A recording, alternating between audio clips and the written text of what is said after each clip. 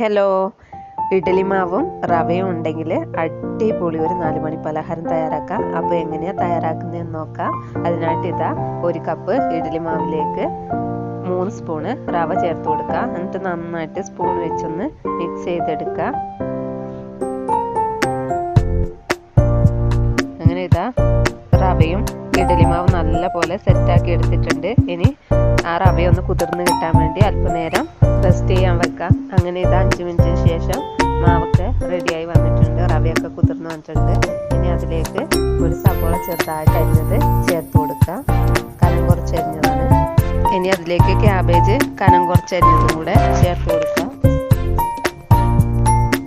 ഇനി അല്പം ഇഞ്ചി ചെറുതായിട്ട് അരിഞ്ഞതും കൂടെ ചേർത്ത് കൊടുക്കുന്നുണ്ട്. പിന്നെ 2 പച്ചമുളക് വട്ടത്തിൽ അരിഞ്ഞതും കൂടെ ചേർത്ത് കൊടുക്കുക.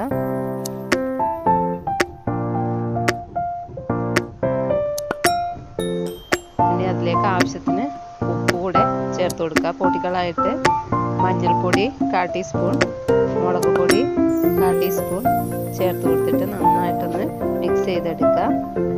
അല്പം ഗരം മസാലയും കൂടി ചേർത്ത് കൊടുക്കുന്നുണ്ട്. അങ്ങനെ എല്ലാം കൂടെ നന്നായിട്ട് ഇളക്കി കൊടുക്കാം.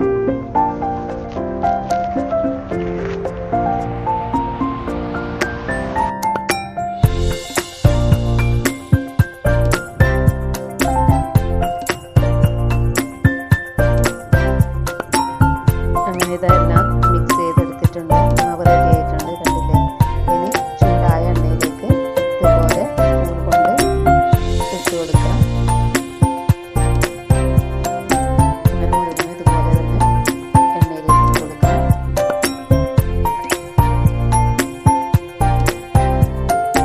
അപ്പോൾ ഇഡ്ഡലി മാവൊക്കെ ബാക്കി വരുവാണെങ്കിൽ ഇതുപോലെ ഒന്ന് തയ്യാറാക്കി നോക്കിക്കോ. എളുപ്പത്തിൽ ചായക്ക് 4 മണിക്കൊക്കെ കഴിക്കാൻ പറ്റിയ അടിപൊളിയായിട്ടാണ്. അങ്ങനെ ഇത് ഫുൾ മാവും തിളച്ച എണ്ണയിലേക്ക് ഇട്ട് കൊടുത്തിട്ടുണ്ട്. വേഗം തന്നെ ഫ്രൈ ആക്കി എടുക്കാൻ പറ്റും. വളരെ വേഗത്തിൽ തയ്യാറാക്കി എടുക്കാൻ പറ്റുന്ന അടിപൊളി റെസിപ്പിയാണ്.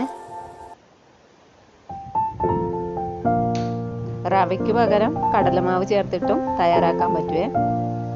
അങ്ങനെ ഇതാ ഒരു ഭാഗം വെന്ത് വന്നിട്ടുണ്ട്. ഇനി തിരിച്ചിട്ട് കൊടുക്കാം.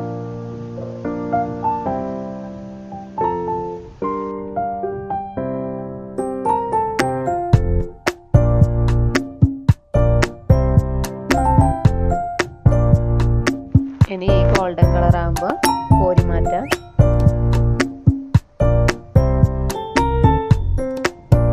അങ്ങനെ ഫുള്ളും ഇതാ ഫ്രൈ ആക്കി എടുത്തിട്ടുണ്ട്.